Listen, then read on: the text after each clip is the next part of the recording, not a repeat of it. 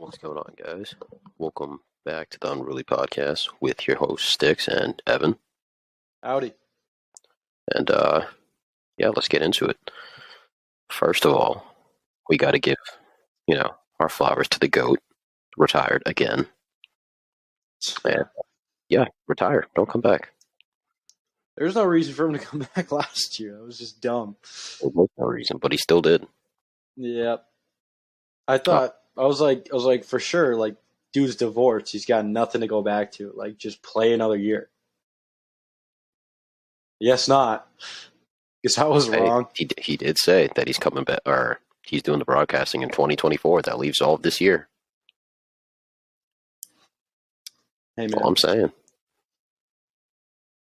This man just refuses retire. It'll be interesting to see him as a broadcaster, though. Yeah, for sure. People are saying he's probably going to be another Tony. Because Tony is pretty good when he's not trying to suck off Mahomes half the time. Yeah, Tony was, like, good his first couple years because, like, everyone, like, he would fucking call out plays before it happened. Like, I don't know. I just don't know if Brady will be, like, that good as of a charismatic broadcaster. Yeah, like, I don't know. Who knows? But only he knows, really. Yeah, it'll be interesting, but I don't know if he's going to be good at it. So yeah, I wanted to open up the show with that, knowing I'm the residential Brady hater. But of course, he's the GOAT. Of course, he better sign a one-day contract, because if not, that's a travesty. Not gonna, dude. That's a travesty if he doesn't. It's definitely like he hasn't had his fucking what's it called yet? His press conference. Oh yeah, like officially. Yeah, which like I don't know if that's gonna I assume it's gonna happen because everyone does it. Yeah, but like I don't know, man. He just doesn't seem like a. I mean, to be fair, Marshawn didn't. Brady. He just posted a picture during the Super Bowl of him hanging up his cleats, and it was just done. That's different, though. That was Marshawn.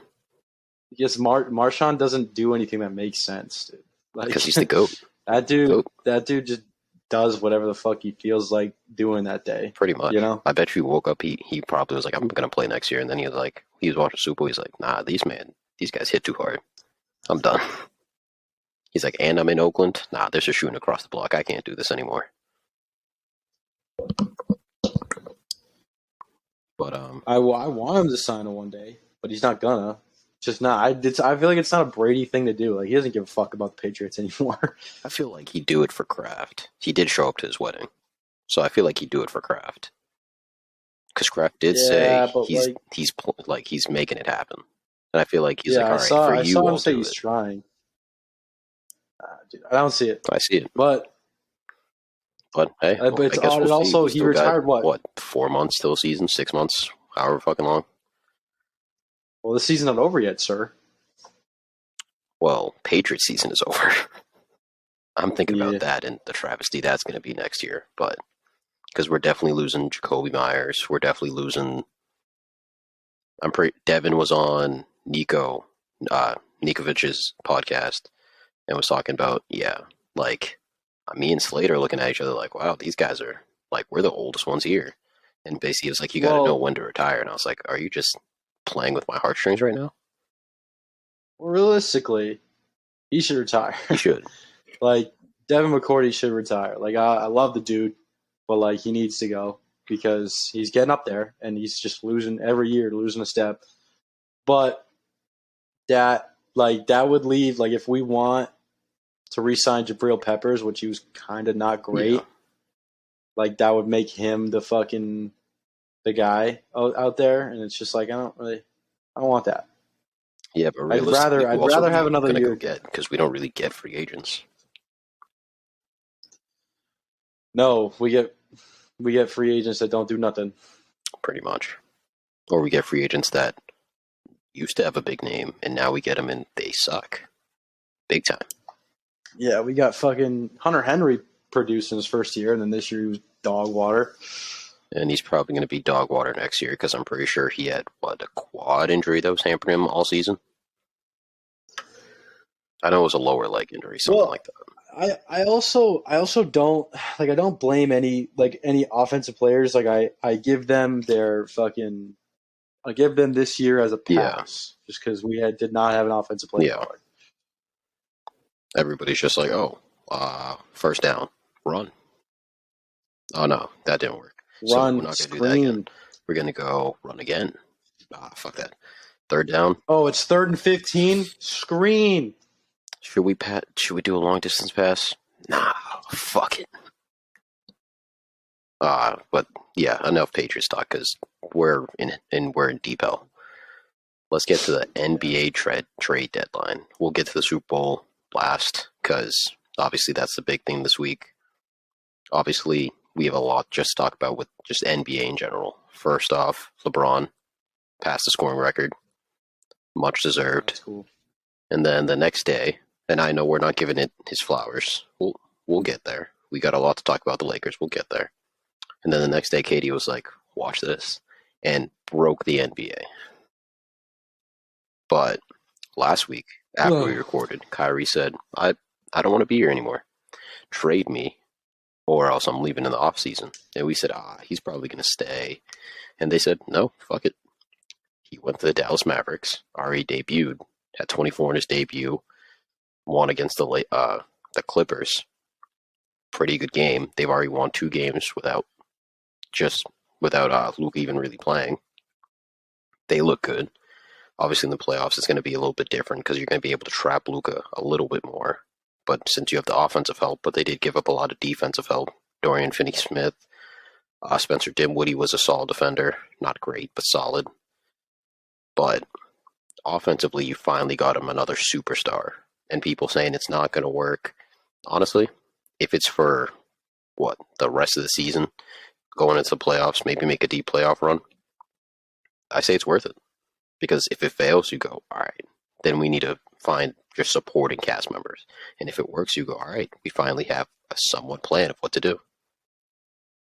They still don't have a big dude. JaVale McGee is their fucking big. JaVale McGee shouldn't be playing. Like I feel like they solved the problem that wasn't a problem. Like they just wanted to go get Kyrie, so they're like, okay, let's go get like. I don't see that move like made them any better. Like it gives them more scoring, I Yeah. guess, but like it doesn't. Like it, Lucas still isn't the best defender, and Kyrie's not a great defender. He's like, a good and you defender have when no he big, tries, so but also height-wise, he can't be one of the better defenders because he's only 6'2". that's what like, and they got like, of course they fucking that Clippers game was fucking 40-20 in after the first quarter. So like there was like nothing. They were just hitting everything. So that game doesn't mean nothing to me. Hey, like we said, But like they got 4 more games before the All-Star break, 3 more games before the All-Star break. Luke is playing in all 3, I'm pretty sure, and then we'll see after the break once they get like really acclimated, see how that works. But I think I want to say a W from both sides, but I think both sides got what they felt they needed. I think it'll do good things for the Mavs. I just don't think it'll result in anything more than what they already like do. Like they lose in like the second or the conference final round every fucking year. Like it's nothing new. Yeah, but Like they're hoping I maybe feel like this it's way just it's gonna like, be the all right, same shit. we got embarrassed last year. How about this time we actually either make it close or we win, go to the finals, and then we could go from there. I'm guessing that's just what their plan is. Kyrie got embarrassed last year too, so he's for that. He's for the Got backed up. embarrassment. Speaking of that, So it's like I don't think it's gonna result in a championship. I don't even think fucking like Kyrie does not look like a Dallas Maverick. Like him in the fucking Mavs uniform just doesn't look like he looked in Boston. He looked like he belonged in New York. It's like he belongs in a big market basketball yeah, fucking city. Like because fucking he's Dallas show is not stopping. big market He's basketball. quite Like possibly yeah, one of the most entertaining, if not the most entertaining player to like watch. he belongs like Kyrie to me belongs in fucking like Miami, LA, New York, Boston, like the basketball The places, Meccas, not fucking the Meccas Dallas. of the world. Yeah.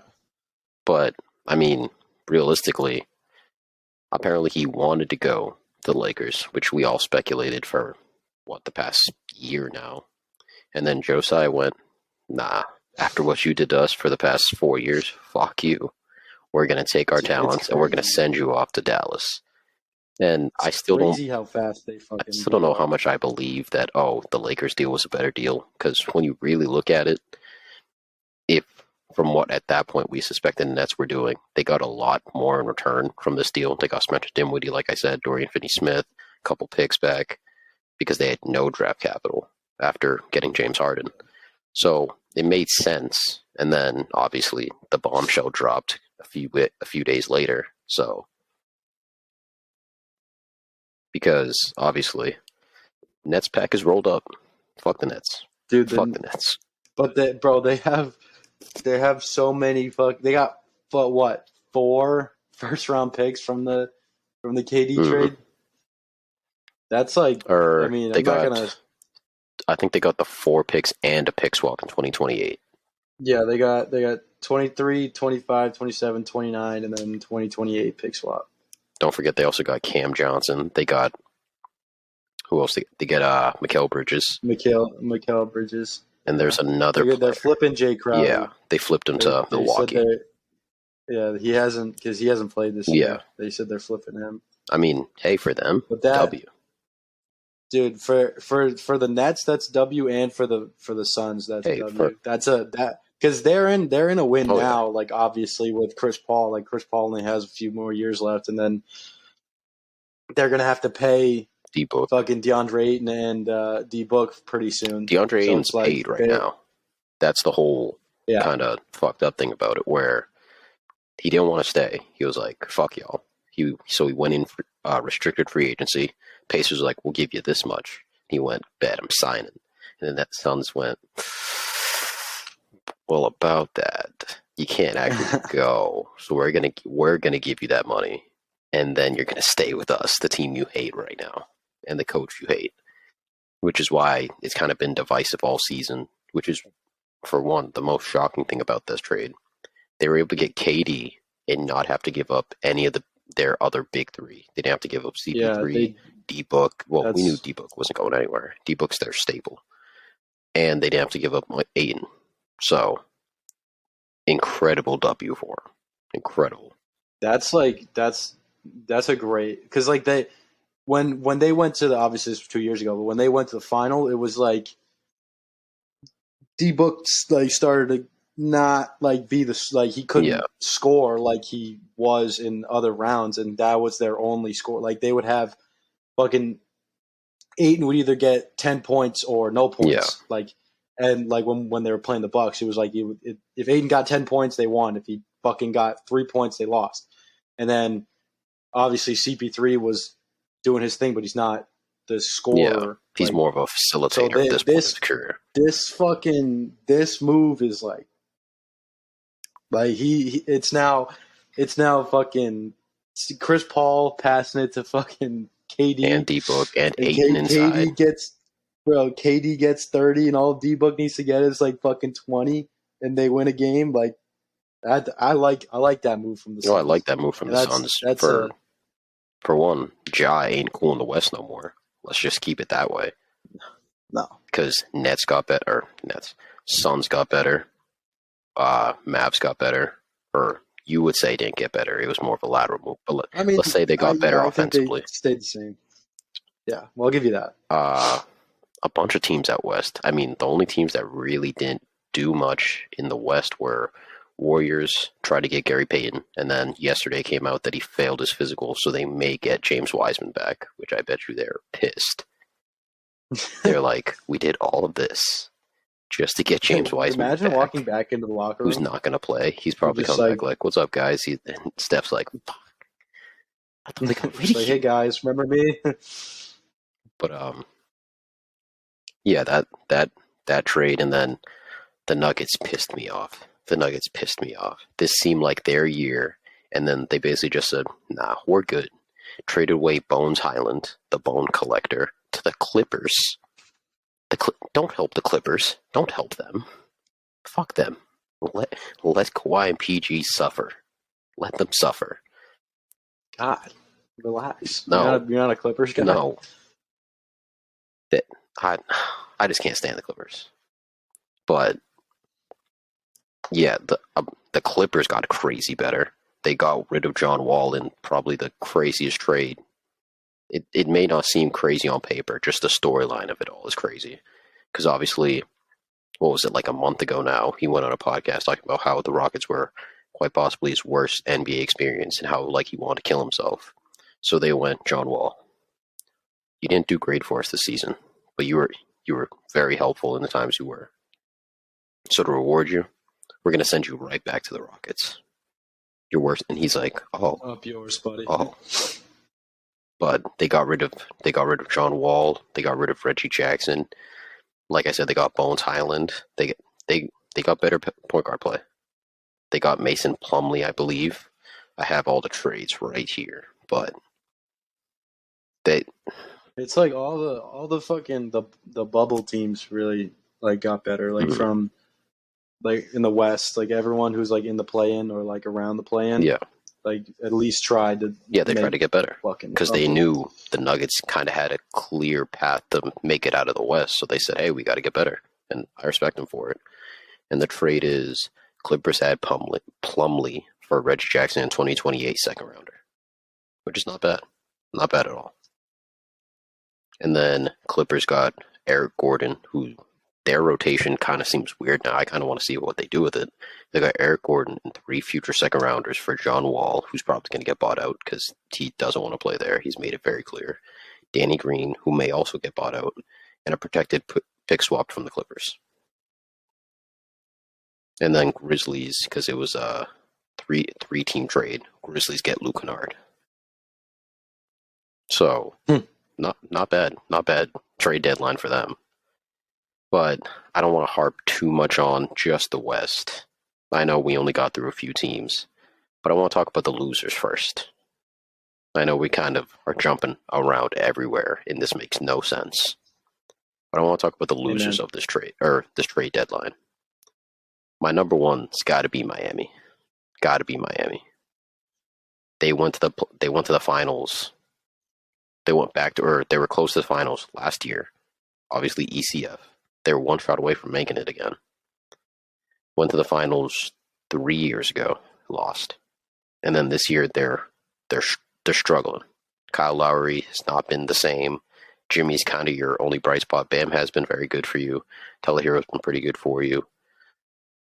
But to see that your team is floundering and to not do anything and say, oh, well, we had trades lined up and nothing materialized.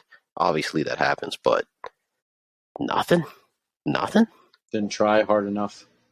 Especially for Pat Riley, who's known as being a GM god. This is kind of disappointing for him. What are your thoughts on it? That's what like that was what my like for the most frustrating like parts and when I was this is relating like when to the Bruins, like the Bruins stayed the same Mm, for like we made the Stanley Cup final in 2019, didn't make any moves for 3 years and kept losing earlier and mm, earlier. Like that as a fan is like the most frustrating. frustrating fucking shit ever because it's like and you have the pieces, like you have the fucking dudes, but like everyone else around you is getting better. Like Yeah, the Celtics, the Celtics you beat in the Eastern Conference Finals 2 3 years ago, and then they come and then they get better and better and they beat you. It's like that should like 2 years later they beat you. That should be a fucking alarms going off. Like what we're doing has kind of been overtaken. Like we need to start, but I don't know, man. They're they're they're they're they're they're weird to me. chugging Like along. I They, don't. I they like think they still they got a seem like chance. they that's what they seem like they're fine staying where they are. You know what I'm My saying? thing is, I think, or this is the report that's going around. They see obviously KD gets, or first Kyrie gets deal to the Mavs, KD gets deal to the Suns. So now the East, or now the Nets' underlying beast is dead. Obviously, they're still going to be a very good playoff team. They still have a very competent team to make the playoffs, but we don't see them beating Giannis, we don't see them beating the Celtics. We don't see them beating Philly. And those are the three, obviously, you have to beat to make it to the ECF or finals. So now that you don't have to worry about that, they're like, oh, we could maybe win, or they can't even beat the Cavs now. They're like, oh, we could probably beat them. All right, now we just got to worry about Cavs, Philly, Celtics, Bucks, which is four incredible beasts you have to slay. But they're like, oh, man, I kind of like our chances. I don't see why they like their chances, but I'm not an NBA GM. Maybe he knows something we don't. They're probably banking on the playoff like experience because like that team has played so many. Yeah, they That have a lot of core group has continuity. played so many. They've played so many playoff games together. So like, and that does make a difference. But I think it makes a difference and pushes you like two or three games more. Like it doesn't make as big a difference in my eyes as it might in like people Yeah, who are fans of Miami. and even then, Celtics have continuity, Bucks have continuity. So even then, you're still not beating them. So Like yeah, like the big the big East bads teams have had their core group of dudes for a while now. for as long as Miami's had their core group of dudes. So, and then for me, the biggest losers of the trade deadline, another East team, the Bulls. The Bulls are in the weirdest spot, I would say, in the NBA. Because they're like, I want to equate them to kind of like the Patriots, where it's like, I can't even say that, because they've been bad kind of since past the D Rose era. And literally, right now, or this time last year, they're the first seed. Didn't make any moves. Yeah. Made sense. You're the first seed. Why would you make any moves? You're winning. Obviously, we saw that fall. Then the squad got hurt. The whole team died. Basically, Lonzo ain't coming back, which hurts me a lot. But, and then this year, they're the ninth seed. And to not do anything, like, if they were buyers in this trade or in this market to try to get better, I get it. If they were sellers being like, all right, we're not going to be good. Let's just be bad. Not intentionally, but let's try to recoup some assets. They didn't even do that. They just went, hey, we're good with our squad. And half of their players are going to be free agents. So they're basically going to pull the Kyrie and kind of get nothing for him. Or the thing Kyrie said he was going to do and get nothing for him. They overachieved like crazy last year. And then like they get to the playoffs and they get stomped. Like it wasn't. I don't know if last year kind of put false confidence in the Bulls, like with the exact teams they have, but like that wasn't ever gonna like DeMar's good, and then that was their only like everyday score, consistent score. Like they need something else, but they ain't get nobody else. So because obviously Kenny Beecham from the Through the Wire podcast, huge Bulls fan, and he's pissed. All of Bulls Nation is. I know a couple Bulls fans who are like, obviously they want to win. They're counting down the days, 27 more games, plus if they make it playoffs, you know. But 27 more regular season games, and they're talking about they didn't care if they were going to be bad intentionally, but they're going to be bad just because they're bad, or if they were going to be good to be good. They're in this weird place where it's like we're probably going to be literally middle of the pack, and we can't do anything about it. Well, they didn't do anything about it. Yeah, they didn't try to do anything about it. I don't. Bulls Nation, I feel for you. Because literally, it just seems like every year the team just keeps being more and more mediocre. That organization makes no sense. That's what I'm saying. With like they just thought that they were the team, like they were the one seed for a very long time last year, and like I think everybody knew but them that they weren't that good. Yeah, like I mean, you could see on paper when you have DeMar hitting game winners literally back to back on New Year's Eve, and then New Year's Day, and then you have Zach LaVine playing out of his mind, and you just have everybody overperforming, I should say. Yeah. Yeah, exactly. But I don't know. A lot of teams were like, no, we want to do better, or a lot of teams were like, we suck. Let's just suck. Let's just continue to suck. Let's just suck. Try to get Wemby. And they just went, nah, we're good. They pulled a draw and said, nah, we're good. We're good in the East. We're good. When they can't even beat the Nets, if I'm being honest with you, in a playoff series. I don't think they could beat the Nets. Nah. Or bro, maybe they could, but like it's a close 7 game series. I like where the Nets are going though. Like I think they'll be back like good in the next few years because they traded for a good young core and then they have fucking 9 million picks in the next 4 years. So Nets fans shouldn't be too upset. Obviously, the Nets era of Harden, KD, and Kyrie is the biggest flop of all time. Yeah, I'd be so like obviously that's like that. If you break it down, like you had probably the one of the greatest teams ever, and you didn't do literally anything with it. You won one playoff series. Yeah, but like you're glad that whole Kyrie situation's over with because he had more drama there than he had with the fucking Celtics. And everyone, and I when he was with the Celtics, I was like, this guy's the worst. Yeah. So much so that Celtics fans still hate him. Like a lot. Are you wearing a playoffs 2022 Dallas Cowboys sweatshirt right now? Don't remind me, Evan. What the hell is that? No. Did you buy that with your money? I didn't buy it. It was a Christmas gift. You know I would never do that to myself.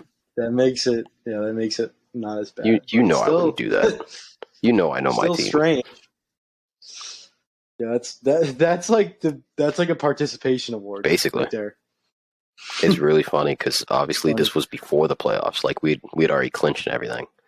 And when they told me they got it for me, and I was like, you do realize we're still going to lose in the playoffs? And Kendra was like, oh, you don't know that. And I was like, I watch this team every year. Jinx, bro. I watch this team every year. We do the same thing. We make it to the first round. We act like we're these big bads, and then we lose. Simple. Dog, that's why you can't do that. You can't buy, like, whenever the Patriots would win the conference championship, you don't buy the conference championship stuff. You buy the Super Bowl because if you buy that stuff, they don't win the Super Bowl.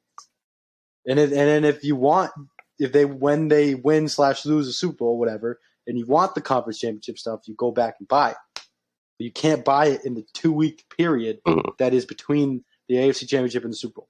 That's exactly what happened to you. You bought the playoff merch, which I've literally never seen anybody buy playoff merch. That's so true. Life. That's so true. You are the first person ever. Hey, like I said, it wasn't my money. I've never seen that before. Like, I've never seen an actual person walking around with just like a Washington Commanders 2020 playoffs or something like that. Like, see, this is the thing. Hey, like you said, this is a participation trophy because every year we participate just to lose. We're that kid that was like in 6th grade was like 5'9", taller than everybody, stronger than everybody. Then we're like, God, this guy's gonna be a beast. That made it to high school and was still 5'9", and now was shorter and smaller than everybody. Yeah, we're that guy. Which is unfortunate. Yeah, you are. Because we're going to continue to be that guy because we're just going to get worse in the off season. Don't like Cowboys, stop. Man. Why'd you got to do that? Cowboys, because I saw it and I was like 2022. I was like, huh. See, I was going to wear my Celtics one, but it is very hot in this closet, and I was not going to wear it. I almost bought after we lost. I almost bought the Celtics conference championship stuff. I really like the T-shirt. Yeah, the T-shirts were nice. Yeah, I made the mistake when I was 10 because in 2010 when the Celtics were in the finals against the Lakers, that was the first basketball experience I had. That's why I hated Kobe forever because I was like, this fucking asshole just beat my favorite team. What the fuck is that shit? And so I bought the finals hat that had the Lakers and the Celtics logo on it, and then we lost. And then So then we after never won that, after that. never again. Made it back last year, No, though. we haven't won Jack Waz. Yeah. But crazy amount still happening.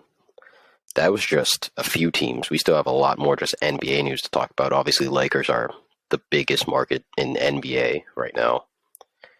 Warriors, like I said, tried to get better, and it kind of shot them in the foot that Gary Payton failed his physical, which sucks because I still don't think Gary Payton would have really moved the needle for him, but I think it still would have been. You get you get Wiseman off the books. I mean, he literally was in the G League, not playing for you anyway, so it didn't really matter to have him. And then you gave up 5 second rounders for him. Everybody was just giving up second rounders. Yeah. Second rounders were literally just Oh, going like like donuts. when was the last time a second rounder was like This invaluable. like the last like second round pick that like did something was like fucking Draymond Green. Yeah. Because it's not like the NBA where the draft picks are so much more valuable, like the mid there's to late only round. 2 rounds. Yeah, exactly. And even then, those Like second rounders usually, like you said, don't pan out. like yeah, and you say you're a second round pick, like oh you were you're a last round pick. That's what you were. But I don't know, because I heard somebody say it kind of perfectly where second round picks in the NBA are kind of like 6th round picks in the NFL, where it's like it's very rare you get somebody coming out of the second round or the 6th round in the NBA or NFL. I'm stuttering, and they actually contribute to your team long term. Out. Yeah. Unless you're Brady, then just decide, nah, I'm going to be the GOAT after I get picked 199th. Or Brock Purdy. Brock Purdy was nice this year. Last overall. And hey, Brock Purdy. Brock Purdy may start. I was just looking at the awards for the NFL, and your boy Dak Prescott won Walter Payton Man of the Year. Look at that, bro. That's good. He's a good man, very good man. It sucks that people want to give him death threats and like say shit about his. Yeah, he's a good dude. Mom. He just isn't the best. Yeah, he just isn't the best quarterback. Yeah, he's just a top 15 quarterback, and Cowboys fans need to acknowledge it. Mm-hmm. Oh, one last Cowboys topic, and then we'll get off Cowboys. I don't know how we did this again. You did this because you want to mention the sweatshirt. I wanted to mention your sweatshirt, and then I figured we were going to talk about the award, the awards. Yeah, we're bouncing. Right now, we're bouncing back and forth. We'll talk about the awards because that's going to lead into obviously Super Bowl stuff. But for the Cowboys, obviously, you showed me that video of that guy saying he was a top 4 quarterback itching on number 2. I saw that video and I was like, this man doesn't know ball. And they had a literal NFL player in the studio. I forget which one it was. And basically he was talking, he was like, oh, these guys just don't get it. These guys just don't understand ball. And I was like, you said Dak Prescott is a top 5 quarterback. In what mind is he even top 10? There's no way. There's no way. I could name you like so many quarterbacks. Honestly, I'm putting Dak above Kirk Cousins slightly, very slightly. I'm putting him above Derek Carr. And I put Derek Carr at 15. So what does that say? He's 13, 12, like I've been saying. Dude, I'd take Geno Smith over the motherfucker. Knows the system more, or not knows the system more, has played better in his system this year. Just that, yeah. If we're talking just this year, I would take Geno Smith. Like let's just do a nice little quarterback ranking. 1, Mahomes, easy. 2, Burrow. 3, Burrow, do we go Allen? I'm going Allen, and then I'm going Hurts. Hurts at 4. Ooh, interesting. You're going Hurts before Herbert. Lamar. Okay. Who we got 5? Lamar's hard because if he played all season this year, I think he'd probably. Yeah, no, I'm still going Hurts. Hurts also was fucking hurt. He was, but he was. But like that dude does it like. He does it different. Yeah, he does it like the same as Lamar, but like obviously Jalen Hurts has more people to throw to, so it's more like I'm seeing like more big plays from Lamar. Jalen Yeah. Hurts with his arm because Lamar doesn't have the Mhm. receivers that. That's the only thing that I'm basing that off of. But then yeah, I would go. So I go Hurts 4, and then Lamar's better than Herbert. Herbert's like I say six, Herbert's 6 or weird. 7, because Yeah, we all know talent-wise, we're probably putting him 2 or 3 realistically, because Mahomes' yeah. talent is He's still got crazy. yeah. But between him and Allen probably has a better arm. But I say overall, I might take Herbert slightly. Yeah, Herbert hasn't like I assume in the next couple years Herbert's going to take off and Yeah, just all of and a he did sudden get Kellen Moore as offense and he's coordinator, so that's going yeah to help him out a bit.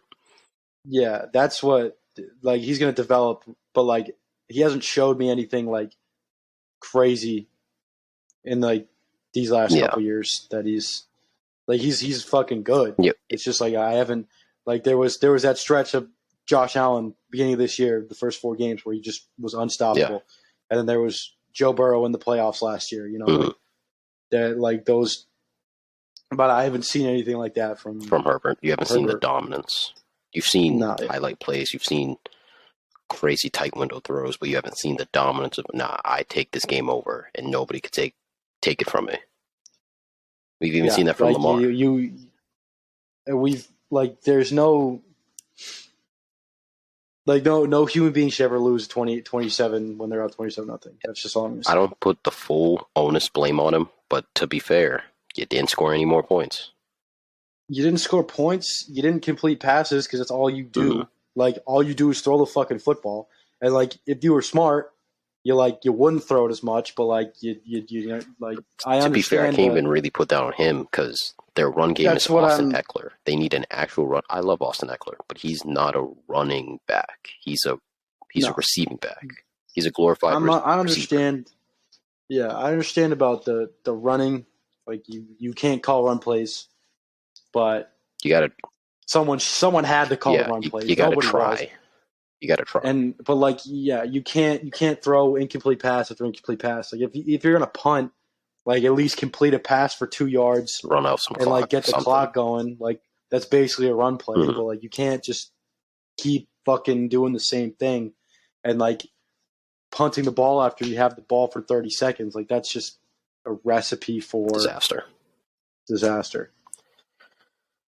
So where are we? We put Hurts at 4, Lamar at 5, Lamar 5, yeah. Herbert at 6. Yeah, I'm cool with that. Okay. So who else do we got left? We got Tua, Kyler. Why am I blanking right now? Tua, Kyler. I know we got some more young guns That's in there. I don't dude, Tua's hard because this year he played Great, and then he started he played facing actual good. teams and was concussed half the season, so we can't Yeah, really gauge the end of the season. that's what doesn't make like him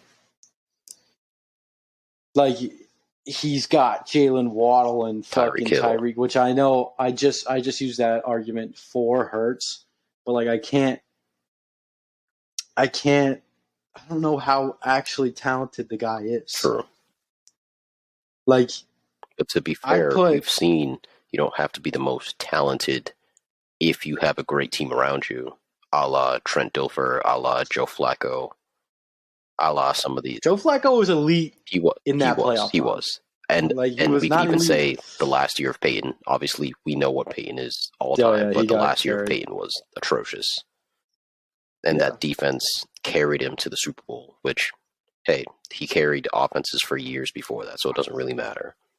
But we've seen if you Where have are a we? great team around you, you can be held to the Super Bowl and play well enough to win. Yeah, I'm with you. What are we at? We're at 7. 7. I think I have to put Rodgers there. Like I know that he didn't play that Yeah. great this year, but he's still Aaron Rodgers. I was leaving off Like old guns just because, obviously, like we know Brady. I know he's retired now, but we know Brady, Rodgers. Like, we know those guys are at upper echelon, of course. But comparing to young guns right now, they're not as great. Right now, Yeah. I know people want to take things out of context. Right now, they're not as great. So we got Rodgers at 7. I don't like. This is where I would put like Kyler, but I don't. I don't like Kyler. I don't. I don't think like there's no reason this Cardinals team. Like I know he's hurt a little bit, but like there's no reason this Cardinals team should have not been Decent. like They won 4 games. should have went. Yeah, Want to know what's nuts? you should not won 4 games. I forget the 2 teams. This was a wild stat. 2 other teams won more games in Arizona than Arizona won at home all season. Yeah. How the fuck is that possible? It's atrocious. How is that possible? So, I don't know if I'd go Kyler or Trevor Lawrence here. Honestly, I like Trevor Lawrence a lot. Honestly, I'd go T-Law. Yeah. He's got way more upside. I see upside. I see health. I see just a progression, and I trust the coach more. He won a fucking playoff game throwing a goddamn Christian Kirk. He did. And next year he's only going to get scary because he's going to get Calvin Ridley. And Evan Ingram. Hey, he was awful for the Giants. I would know. I bashed him every Sunday. Evan Ingram was looking like a crazy good playoff receiver this year. Yeah. So, hey, that's credit to Dougie P. You can only give credit to the coaching staff, how they finally were like, all right, Urban Meyer was the worst choice we probably could have ever made, other than Coach Saturday. Yeah, that was tough. And they rectified it, and it helped Trevor out immensely. So, we got Trevor at 8. 8. You want to put Kyler at 9? Kyler at 9, yeah. Or do you want to put Russ? Dude. Like Russell Westbrook or Wilson, is like he's one of those dudes that is a lot better than what he did past season. But like I don't actually know anymore. I'm gonna go Russ based off of what he did in Seattle, and I think obviously they have Sean Payton. I think he's going to be better. Yeah, that Russ in Seattle is like a fucking borderline top 5 quarterback. Of course. So if we're not just basing off this year, I'd say Russ because I would if these are all quarterbacks I'd take over Dak, and I would take Dak or Russ over Dak any fucking day. Yeah, of course. So then we got Kyler at 10, 11. I'm putting Kirk Chains just out of the top 10. Yeah, because I can't stand the guy. It's not even that for me. It's just he's that kid that does all the homework assignments. He studies for every test. He raises his hand. He knows all the answers in class, and then you give him the test, and he fails. It's a 40. Yeah, no, that's exactly what he's just so bad in prime time game. He was good this year against the Giants. I got to give him that. He was very solid. Yeah, but then all of a sudden you have fucking 4th down. You have a chance to drive down the damn field and take the lead, and you just don't do it, and you throw the ball 7 yards fucking TJ Hockenson before the sticks. Like that you can't deny what he did this season. He fucking played unreal. But we also got to give credit to that to JJ too. Justin Jefferson was electric all season, except for that one game against Green Bay. He was electric and unstoppable all season. Yeah, so I'll give you Kirk. And then I can't sit here and tell you that he's bad. Yeah. I just can tell you that he's bad. He's not bad. He's just not elite. We could say he's good. He's not elite. Yeah. And then I'm going Dak because I think he's better than all the rest of the names we're going to say. Not by much. There's not a gap, but he's better. Or he's shown more, which doesn't say much realistically. Yeah. Because then Bro, I would. There's a lot of quarterbacks I take over Dak, but there like is. that, based on performance, I'd say yeah, he's top 15. But I like players like Justin Fields. I'd take over him, Yeah, but but who obviously isn't his like shouldn't situation right now be. is kind of shit. If he was like Yeah, in a Doug Peterson, not just to say Doug Peterson, but if he was in a competent coaching system, which now I think he is, if he had a decent receiver, if he was like in Baltimore system and they had a receiver, kind of where the system Lamar is, I'd be like, all right, I probably am going to take his upside over, because if we're doing like would you rather, I much rather a lot of quarterbacks, but if we're going based off of the 7 years of film we have on Dak Prescott, I kind of have to put him above him. yeah, like that. Dak's done stuff. It's just like I don't think he's like I never from the jump. I never thought he was as good. Like he's a really good like game manager. He's a high Like end back in game the day manager. when he would just fucking hand the ball off to Zeke and they'd win games. And then like he'd make a few throws when he needed to make throws. It was like that's exactly what Tony Romo was. You know what I'm Mm-hmm. saying? Like he wasn't gonna go out and fucking win you games. Like he was just kind of Long for the there to ride keep you in the games. Like with DeMarco Murray. yeah, But the problem with that was then I want to say Zeke started to drop off at that point, but then everybody was like, oh, well, look what Dak's doing on 18 attempts, 20 attempts. Let's give him 40, or let's give him 30, 35, 40. Let's see what he does there. And that was the problem. So then we started giving him more attempts. We stopped giving Zeke as much attempts. And then we started losing. And then everybody's like, well, it's not Dak's fault. And then we get Amari, and that helps him out incredibly. But we yeah, still that was an unreal move. we still had a very limited ceiling, and a lot of Cowboys fans just can't see that limited ceiling. Well, they don't want to. Yeah, That's we're their. delusional. They don't really feel like it. I already heard somebody place a bet saying, "Oh, we're winning the chip next year." In what world? The Eagles are better than us People 18 times over. people forget. Like I feel like I forgot too that fucking uh what was his name? Cooper Mm-hmm. Rush. Is that the dude that Yeah, came in played 5 games, for and went 5-0? Like, and that's kind of the main reason why they're in the fucking playoffs. basically. Like, I completely because fucking yeah, that like I completely because I was just looking at Dak's stats. You know, on Pro Football Reference they have the MVP, the Nickelodeon Yeah, valuable player on as one of their yeah. awards. That's fucking hilarious.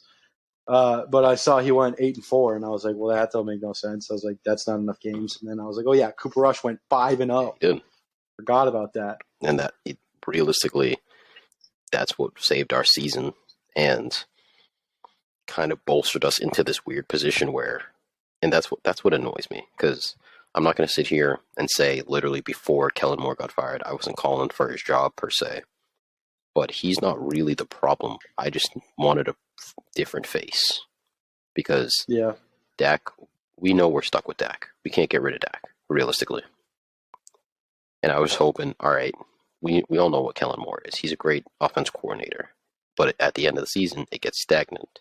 And I'm not saying it's just his fault. It's McCarthy, it's Jerry for letting all this happen, it's Dak for playing not great. But I just want a fresh face. And then we go, all right, let's give McCarthy the reins. And everybody thinks, or every Dallas Cowboy fan thinks, we're getting Rodgers? No, nope. no. He's either They're going to not the Jets boys or no he's staying in more. Green Bay. He's not coming to fucking Dallas. Him and McCarthy ain't boys no more. Too many cheeseburgers. Not enough ayahuasca. Uh, It's tough to be a Cowboys fan. It's tough. yeah, it's tough for you guys, man. Sorry. Hey, like I said, I've made peace with it. I know we're gonna lose every year. We started. We are the real life, or not real life. We're the NBA Phoenix Suns before this Kevin trade, where we're a great regular season team. Every regular season, you're like they're gonna get 12 to 13 wins, and then once it comes to the playoffs, they'll make it to maybe the second round. They won't do much. At least the Suns made it to a finals, bro. You can't even make it to a conference championship. 28 years. It's a 28. lot of years, It man. is. It's more years than we've been alive. Dude, that's like Crazy to think about. I'm pretty sure. So when was what year were you in the conference I'm pretty championship? sure the last year we were in the conference championship, we won the Super Bowl that year, which was 96, but let me double check that. So that is almost enough time. I'm almost positive the Panthers were a team. Oh no, that's time for a new team to happen, the Baltimore Ravens, and they go on and win 2 Super Bowls Mm-hmm. since you've done anything notable. And it was exactly January 28th, 1996, yes, against Pittsburgh. That's like almost the Carolina Panthers were almost established, and then they've been to 2 Super Bowls since then. They were in '95. They became a thing, and then they all of a sudden. Oh man, that's tough for you guys. Oh, it is. It's just not even just, like, let's crazy. not even just use a new franchise. Let's just use the franchise in our division rival. Eagles have made it with 2 different head coaches, 2 different quarterbacks, 2 different teams virtually. They've made 3 Super Bowls, dude, Yeah. with 3 different quarterbacks, with 3 But I'm talking like recent history, like since we were competitive again, or good again, not competitive. They made it with Nick. They won with Nick Foles. They won with Carson, or made it to the playoffs with Carson Wentz, and MVP Carson Wentz. Yeah. Yet we're over here like it's rough for you guys, man. Get over yourselves. Get rough over for yourselves. You guys, dude. I was also. It's funny. I was labeled a Cowboy hater, and I was like, no, I just am realistic about our fans. You're a Cowboy hater. You're the one Cowboy hater that wants to see them succeed. How does that work? That's what I'm saying, bro. You don't make no sense. I'm not. I'm a Cowboys fan. Let's think about it like this, like the Pats. Everybody knows we're Pats fans.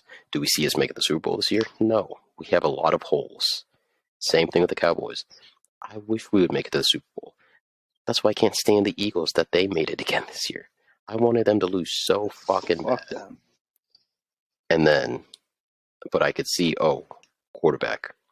I could see Hurts being, like you said, top 4, top 5 quarterback. Their team in general, they've built a better team compared to we overpaid Zeke. We overpaid Dak at the time. Obviously, his contract doesn't look bad now. He's like the 8th top paid quarterback, which is around his range realistically. Offensive line, old as shit. Tony Pollard probably is not even going to come back. Receivers, we only have CD, who is locked up contractually, I'm pretty sure. Defensively, we need another corner opposite of Diggs, because playing this cornerback carousel is not working. Micah at the end of the year, because when we get to awards, I'll talk about this. People want him to be Defensive Player of the Year. He disappeared for the last 5 games. And once he disappeared, the sacks started disappearing from the rest of the team. So there's too many holes on this team for me to say, yes, we could be legitimate contenders, which is what they want me to say and be delusional. No, because I'm not going to get my hopes up and say, no, because last year I did that. Last year I was like, nah, this team's going to make it. This team's going to win. And then look what happened. We lost. Yeah, you did. And last year hurt. So I refuse to get my hopes up like that again. And if that makes me a Cowboys hater, fine. Fine. Call me a Cowboys hater. When Cowboys win the Super Bowl, when I'm like dead and buried and Jerry Jones has been, cryogenically frozen and can finally watch his team win, I'll be there. I'll be happy. I hope that happens for you, man. I hope so too. But I don't. I don't want to see the Cowboys win ever. You're the hater. You're the true hater. Yeah, I mean, I'm not gonna sit here and deny it. I'm not a hater of the team. I'm just not a hater fan of the fans. Fans, yeah, that just. We are a very toxic fan base. We are. Yep. We're like, We're the fan base that thinks that like every year, obviously, the meme is we literally will lose and then cry about it, and then the next day it's next year's our year. We them boys. Every single year. Which, hey, you got to give them props. They're consistent. It's They're just consistent. gotta be exhausting. It's got to be. You got to wake up Gotta every be day. You got to wake exhausting. up every day of every year and be like, why do I keep doing this Put to on your myself? clown makeup. For real. They're that meme where they put on the clown makeup every year, being like, "This is our year, sir." Yeah, you are. But to get back to NBA talk, because we got squandered in Cowboys talk, which I'm blaming on you. I don't talk about the Cowboys. I don't talk I about them just unless we like win. it. I like getting you riled up. Let's talk about the Lakers and how their legacy sucks. I can't even say that. They've won a championship closer than the Celtics have now. Yep, they've won 2. Yeah, because they The won that Celtics one won their and then last one. obviously 2020. But they finally got rid of Russ, which we need to stop this Russ hate. This Russ hate is getting insane. So Russ got traded, and literally they won. It wasn't Boonhoser. It was a different analyst saying, we finally got the vampire out of the locker room. I was like, all right, that's a little much. It's not that deep. Yeah, that doesn't even make And then sense. his wife kind of went a little overboard, being like, he's not a cancer to the locker room. I'm not saying he is, but at the same time, it's his interests don't align with the team's interest. Because at the end of the day, it's a business. Lakers are the biggest market. They want to win the championships. They don't care about making it to the playoffs, making it to the play-in. They want to win chips. That's all they care about. Mm. Russ doesn't help them do that. So February 9th, they facilitated a 3-team trade, which I was actually in class when I was watching this for happen. If you haven't noticed, I don't pay attention to class. Shameful. So Lakers received D'Angelo Russell, Malik Beasley, and Jared Vanderbilt, 3 very solid pieces. Timberwolves received Mike Conley, Nicole. I just need to stop speaking. Alexander Walker, 2024 second rounder from the Lakers, 2025 second rounder via the Jazz, and 2026 second rounder via the Jazz. Then the Jazz received Russell Westbrook, who they're probably going to buy out. Juan Toscano Anderson, who I don't know what they're going to do with him. Damian Jones, and the 2027 first round pick from the Lakers that they were grabbing by the chokehold for the past year. So how do you feel about this trade before I get my thoughts off? Well, it was never going to work. The Russell Westbrook with the Lakers, just because he's not what they needed. Like he wants the ball in his hands and he wants to go to the rack, and like they needed someone that could get like 10 assists a game. Like they need someone to handle the ball and not like need to be the scorer. Like I like fucking backtracking. I like it for Minnesota. I like them getting Conley. Because D'Lo, as great of a scorer he's not the best facilitator, and they just needed better point guard play.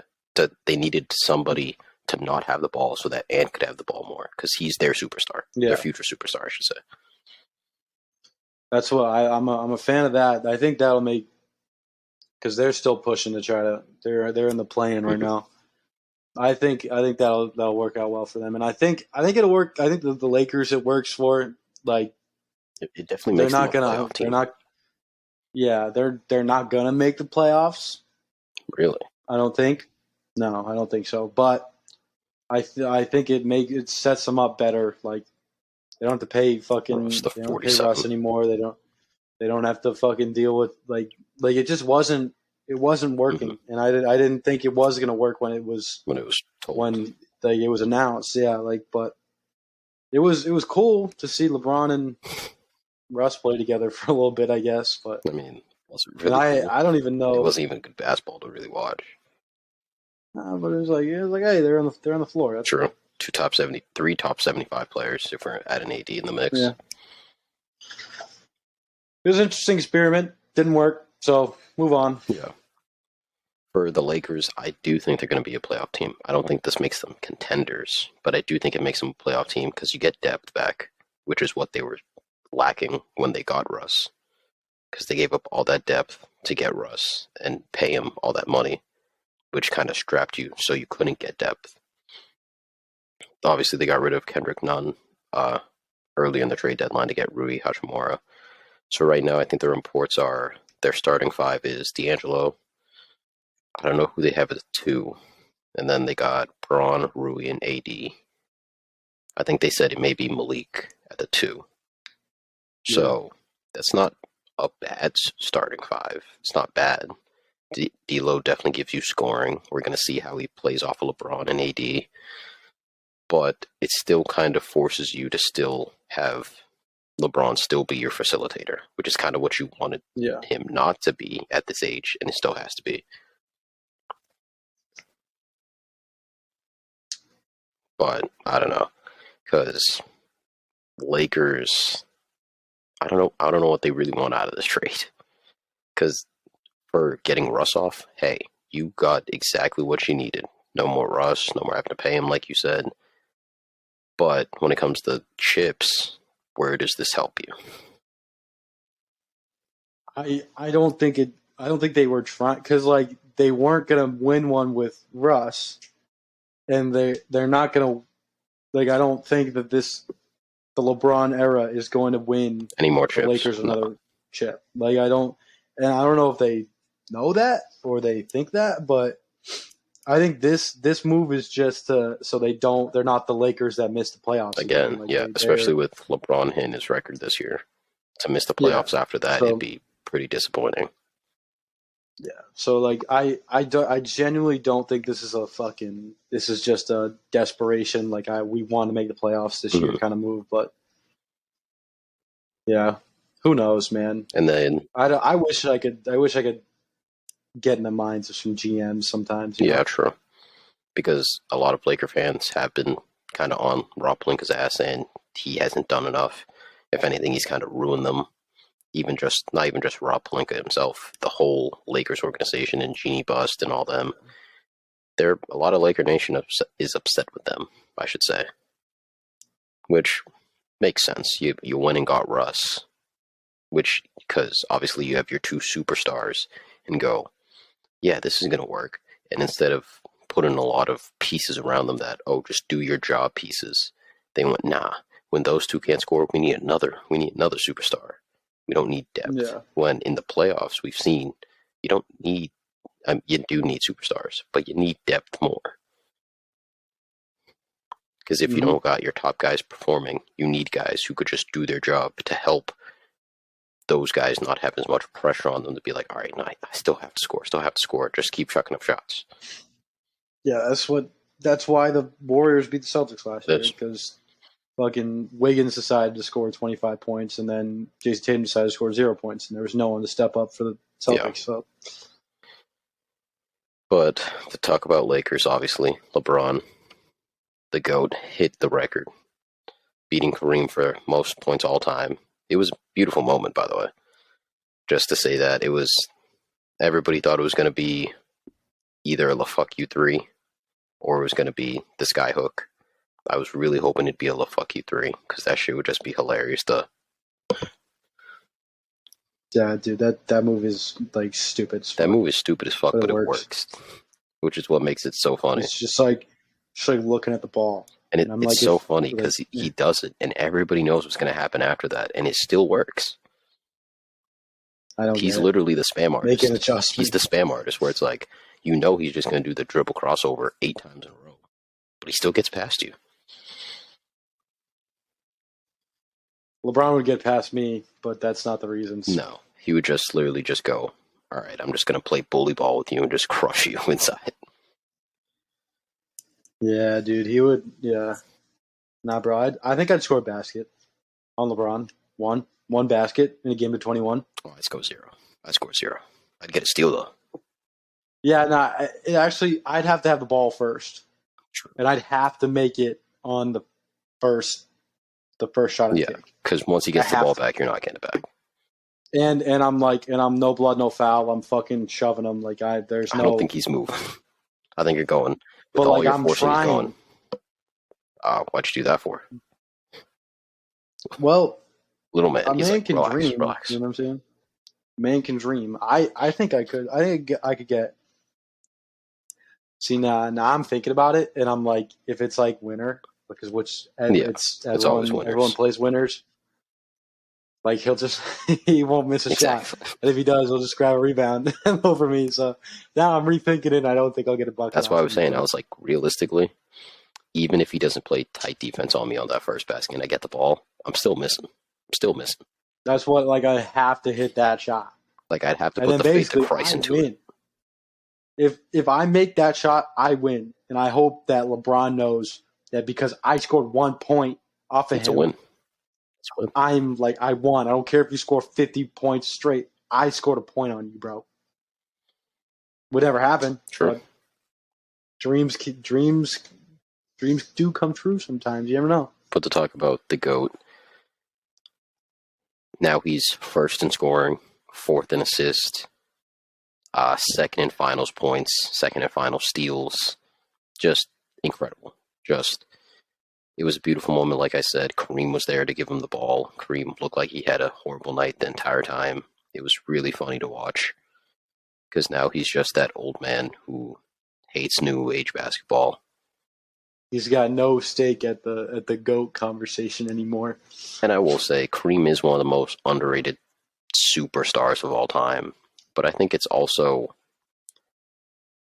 like historians or real ball knowers know how great he was. But he wasn't as good as Jordan. He wasn't as good as LeBron. And like you having the points record, I understand it's like a crazy big deal. He thought that record was never It going to be was broken. But records are meant to be it broken. was bro. He was still 7 feet playing against fucking 6 foot tall motherfuckers. Like that's why like all that shit back in the day. Like I understand, but like I fucking hate the when everyone talks about like Wilt's all of Wilt's fucking shit. When if you watch those games, this guy like the other team will put up a Yeah. shot and like will like put his hand in the basket and like knock the fucking ball away. Like there was no such thing as goaltending. So like I will like Kareem's great like Mhm. obviously, but like when you score that many points back then, it's not as impressive as LeBron scoring this many points now, in my opinion. I'll let you. I'll let you stand on that hill. I will die on that hill. But I got a question for you because I saw this on JJ Redick's podcast. Do you consider LeBron one of the greatest scorers of all time, if not the greatest, in your opinion? Yeah. Where do you rank him in scoring all time? Like scorers, I should say, not scoring. Uh, well, Because everybody has a different definition for what they consider a great scorer. that's I think when I think of a great scorer, I think it like because he has such a great ability to create his own fucking Yeah. opportunities and just like that's why like obviously everyone should say Steph Curry's the greatest scorer Mhm. ever because that motherfucker like he can get to the basket, he can fucking shake off three guys and hit a three like that, and that's what LeBron and his dominant like obviously he's still He's still, unreal, but he yeah. could if you wanted to get a bucket like he was getting to the rack and getting a bucket, you Mhm. know, like that was and then obviously as his career goes on, like he starts hitting threes and all this shit. But like when I think he's a one of these like top five all time just because like he could drive on anybody and get a Mhm. basket, you know. Because if I were doing a ranking, because at least for me, in my personal opinion, scoring is not just obviously putting the ball in the hoop because that's the main part, obviously. But for me, it's efficiency. It's like you said, how well you could create. It's a bunch of combination of those things. Because for me, Kevin Durant is probably the greatest scorer I've ever seen. He's one of the Yeah, most efficient scorers ever. He could hit any shot. He's great at the three, great at inside. He's for me the greatest scorer I've ever seen. But like you said, Steph is one of the greatest scorers. MJ, of course. You got to put Harden's in there. You got to put there's a bunch of guys. For me, LeBron is, if not two, he's three.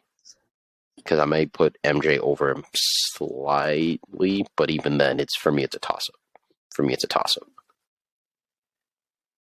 But I mostly brought it up saying, because now people are saying, oh, he's the greatest scorer of all time. And then I'm like, all right, if that's your opinion, that's your opinion. That's fine. But they'll go, do you not see how many assists he has? That's not scoring. No, because then I that's just offense. Like I'd be fucking like if we're adding assists into scoring, I'm putting fucking Magic up there. Exactly. But I'm not because I'm not count. I don't do exactly. Assists aren't the same thing as scoring. That's what I mean. Because if we're gonna, then we got to put CP3 up there. Yeah, that's my only point. When it's like, if you want to make your point for LeBron, I completely get it.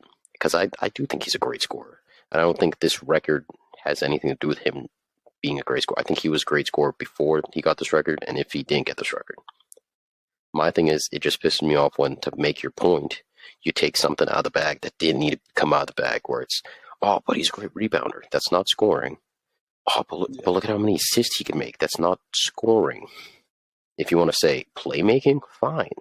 But that's not scoring. Scoring-wise, we know how great he is. Just stick to that. Because you could win a lot of arguments with that.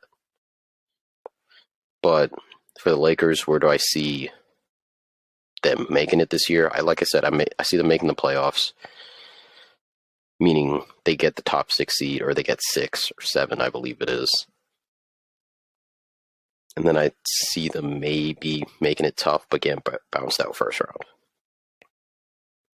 Yeah, I think it's definitely a first round or a play-in exit for them. Because obviously LeBron is still going nuts.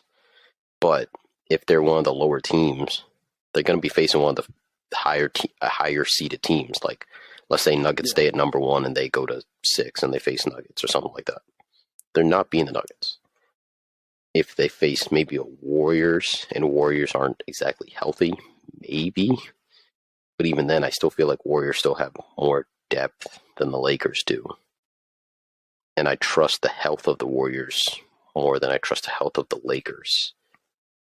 I would the only teams that I would say the Lakers, playoff teams the Lakers could beat, would be the ones that don't have the playoff experience, like the Kings or the Pelicans or someone like that. I could see them teams that don't maybe making it tough on the Grizzlies, maybe, but I feel like the Grizzlies have too many scorers.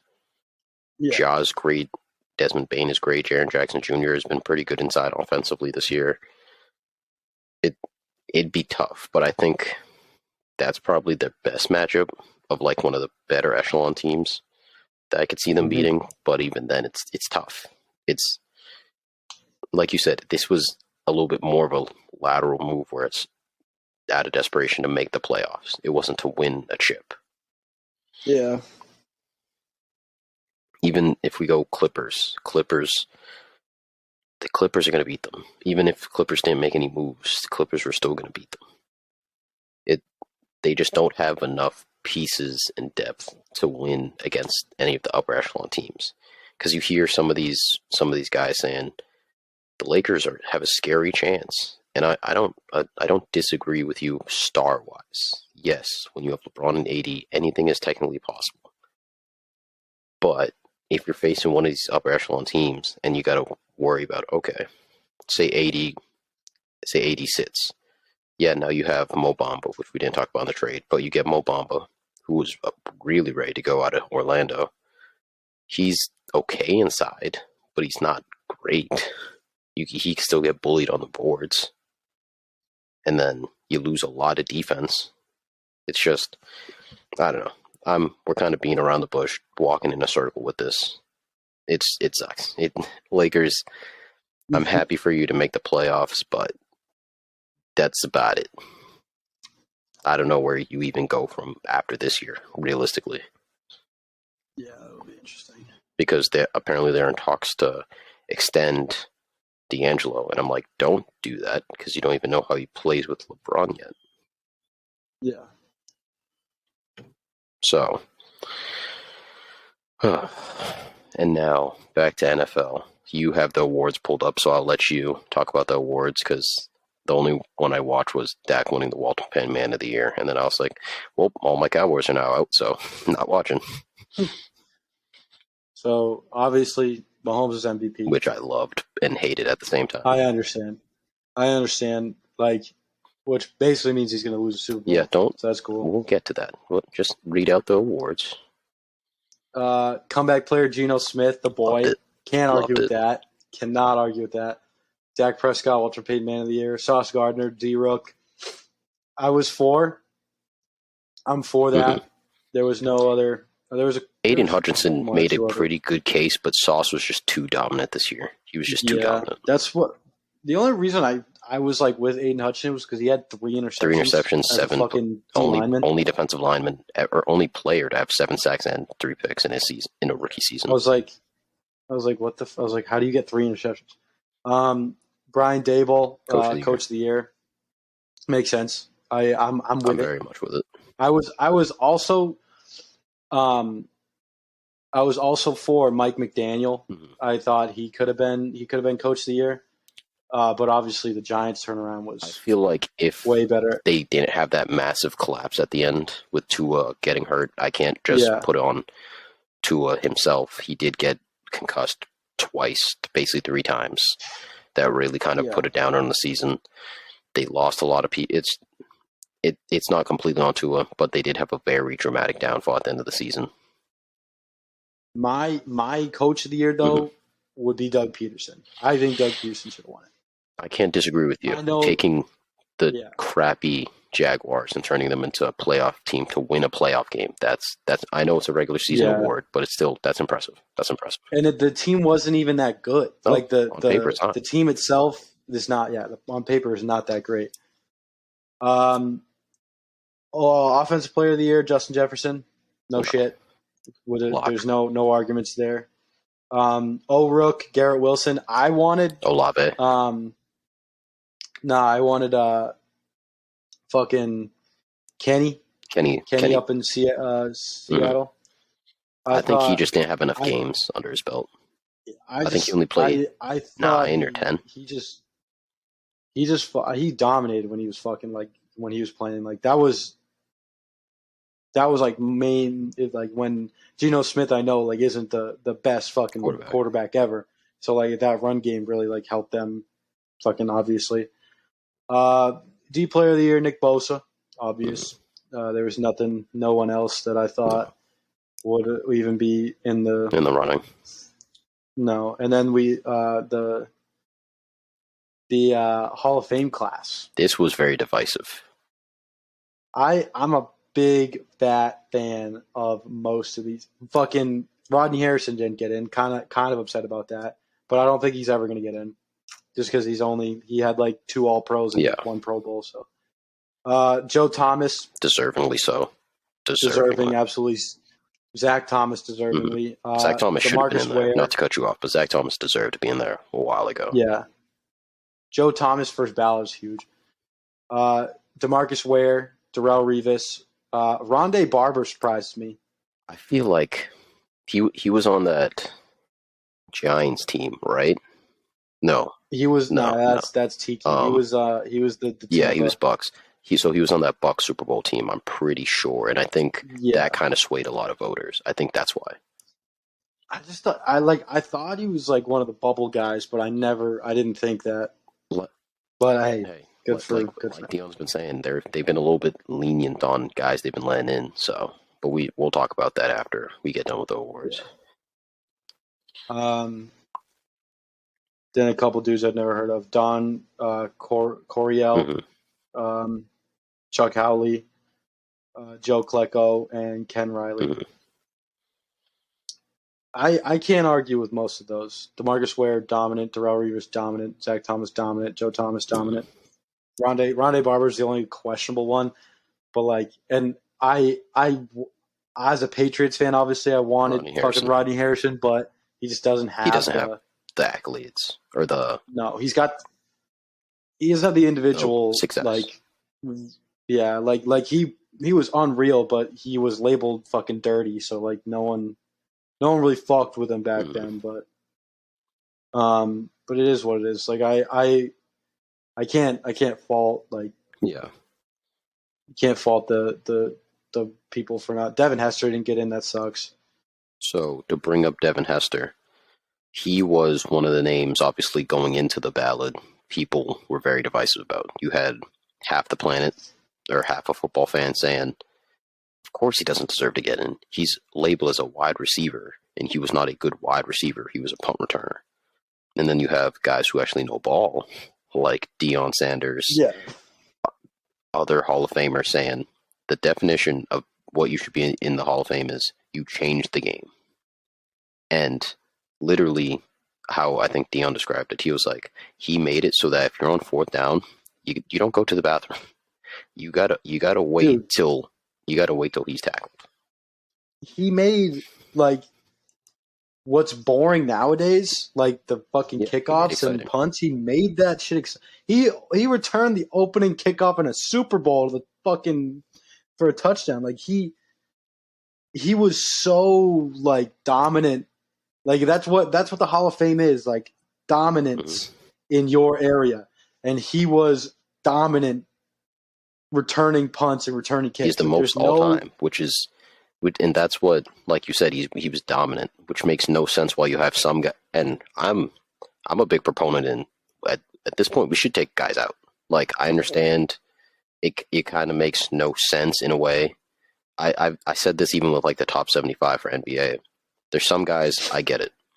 We weren't there for the era to see what they were, but at the same time, if we look at some stats and we're willing to let Joe Schmo, who had two Pro Bowls and one Super Bowl, but we have one guy who had four Pro Bowls, two Super Bowls, and we don't let him in, it for me it gets weird. I understand eras, stuff like that.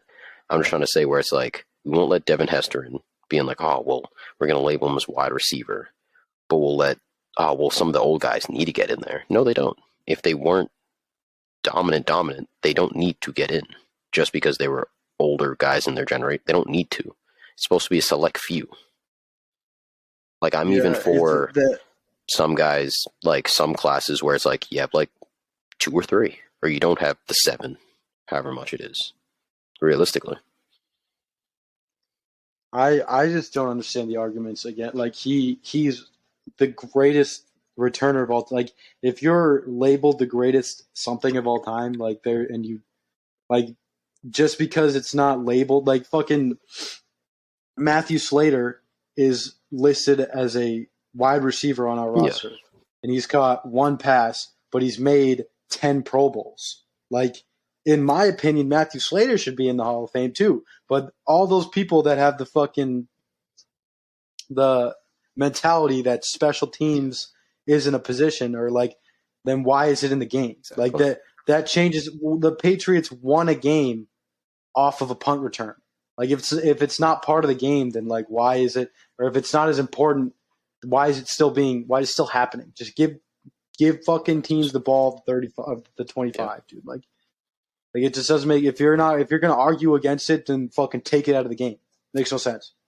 it's like you said, it's a stupid argument. It makes no. It's more of just for them to be able to get their old guys in, so they could be like, well, back in their day, they did. They. It's like, okay, it's different for, say, back in their day. Like we have Joe Namath. Joe Namath is in based off of he was just a Jets legend. Because if you look at his stats, he was ass. He was not that good. He was not that good. Yeah. Like, and I'm not going to say, oh, if you take that Super Bowl away, I'm not going to say that. But even with that Super Bowl in there, he has one Super Bowl. I think he played like 8 years because he played 4 years, retired because he was going through some legal bullshit, like mafia bullshit. Came back and was still average if we look at standards. And I'm not even saying past standards today because obviously we pass more today. Even if we go to like 80s and 90s, he was still average. So I don't know. Bro, like the only reason like he guaranteed the win against the Colts, Mm. like, and then they went and beat them. It's like, yeah, that's a legendary story. It's cool, and like they were super underdogs, but it's like there's no reason. Like he had no Yeah, business being in the Hall and of that's Fame, what I and he mean. Where is. it's like, So I get it. He's the original Joe Cool. It makes sense to have him in for that, sure. But if we're gonna go, oh, they deserve to be in based off a storyline, like, what are we doing? Like, because even if we do that, Devin Hester still deserves to be in. yeah, But let's talk about the awards. MVP, like you said, obvious. Mahomes. We should talk about how for the past, what is it, 15 years now, the past MVP doesn't win the Super Bowl. Obviously, we had experienced that with Tom Brady in 2018. Yeah, 20, was it 18? yeah, Or yeah. Eagles Fucking run.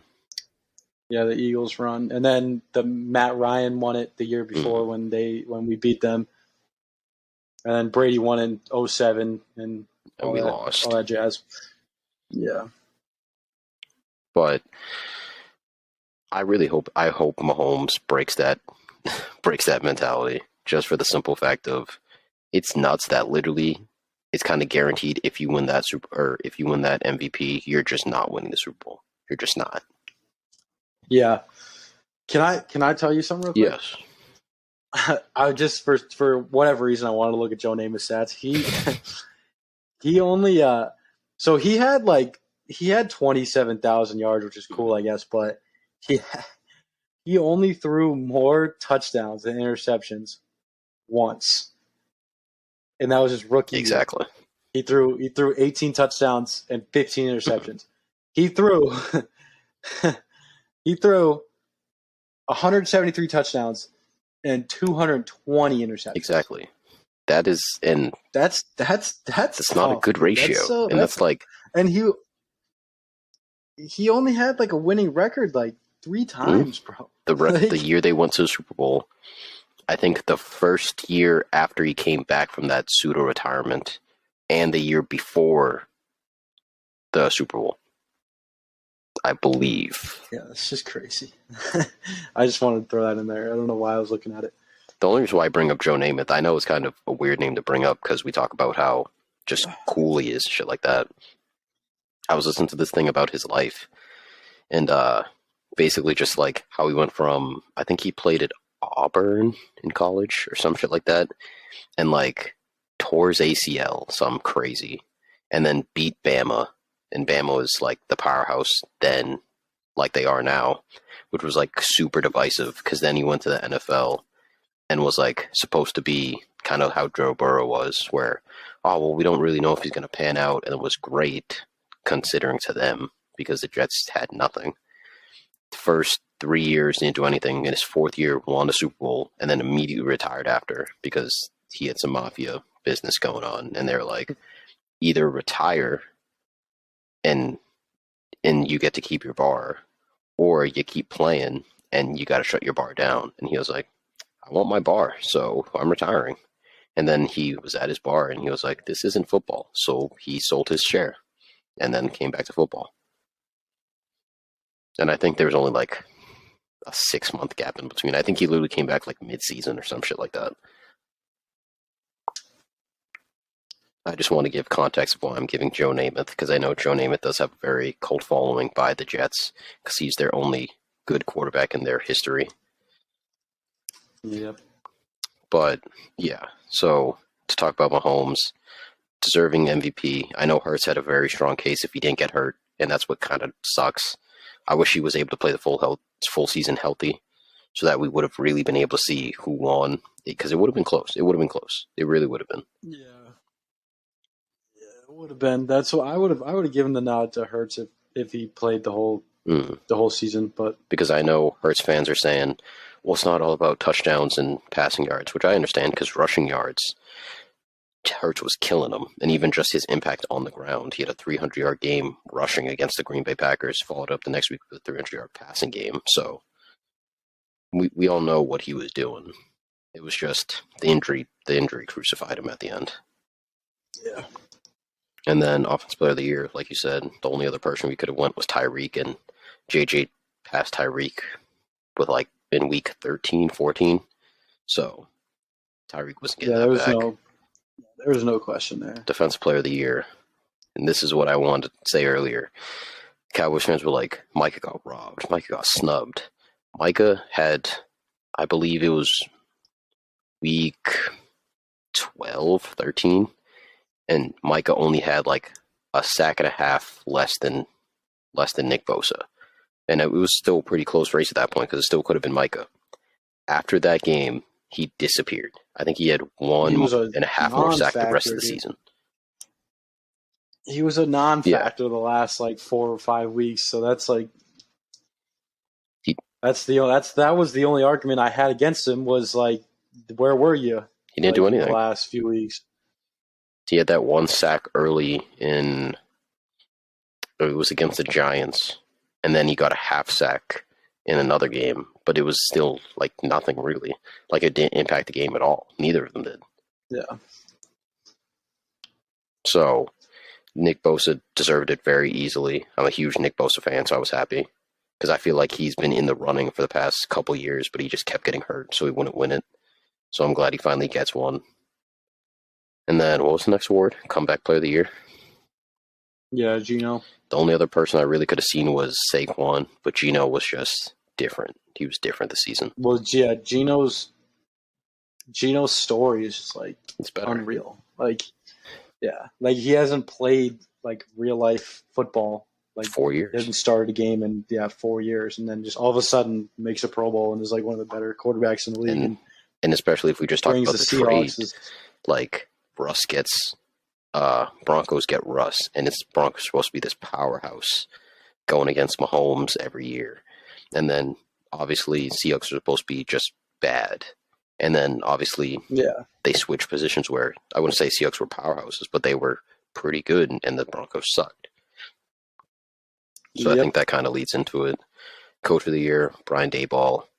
Like you said, Mike McDaniel could have got it. Doug Peterson could have got it. I just think the Giants story from nobody thought they were going to be that good because they don't have a good team, and then to be able to win a playoff game against Kirk Cousins, and then go against the Eagles and suck. But obviously we saw the talent gap, so people are going to use that as excuse, stuff like that.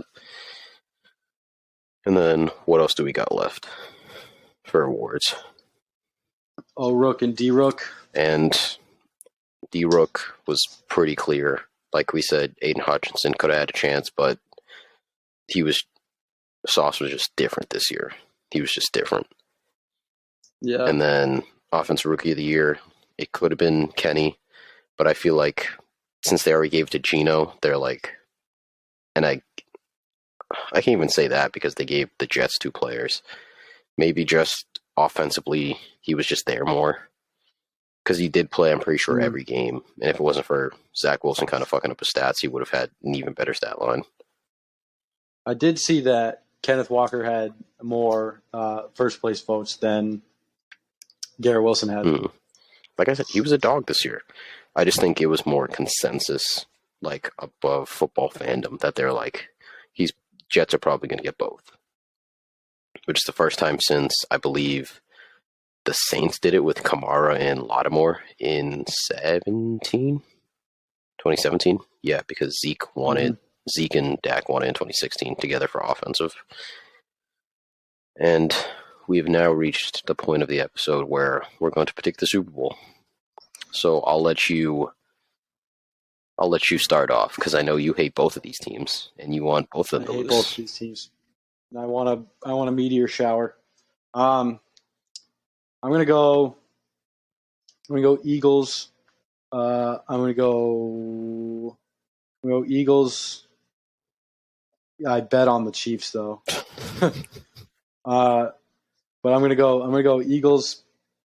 I'm gonna go 35-31. Ooh, high scoring. So you think Eagles defense isn't going to be as much as a factor as people are saying it's going to be? No, I think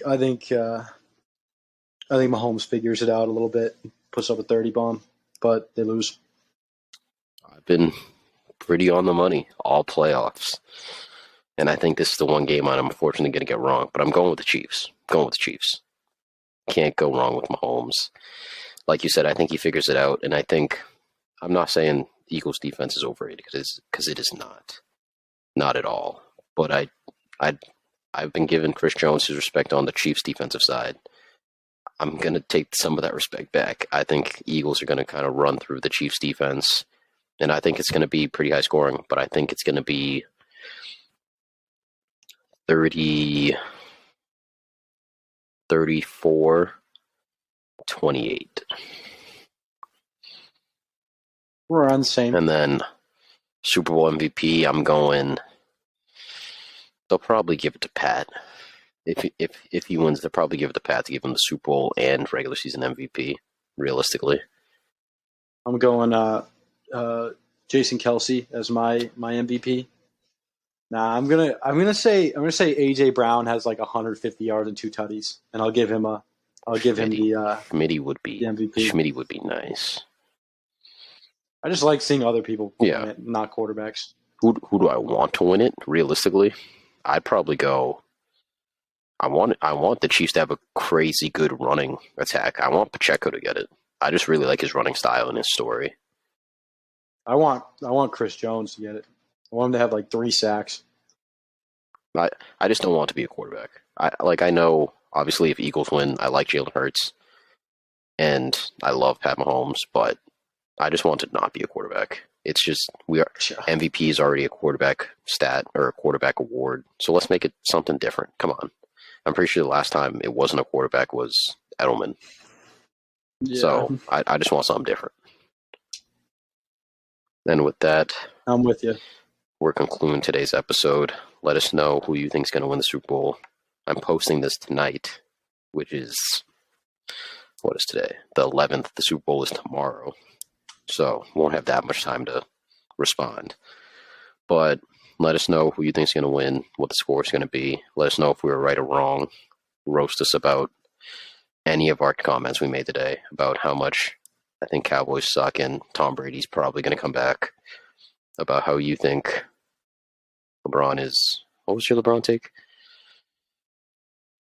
Which one? Or no, the take about scoring in the 70s wasn't as crazy as it was today. That was your hot take.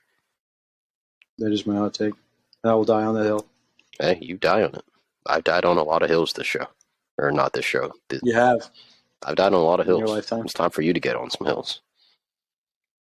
But with that, we're concluding today's episode. Make sure to follow us on all social media. It's Unruly Podcasts on Instagram, TikTok, YouTube, any social media. Search it up. If it's not there, make your own. I'll pay you. I won't pay you. No, I won't pay you. No. We don't have that money. We don't have any money. But, yeah, any final thoughts? Dude, meteor shower, earthquake, tornado, anything. Fair. What's the one person you don't want to succeed in the Super Bowl? I really don't like Lane Johnson. All right, we were going to stop the show, but no, you need to explain that.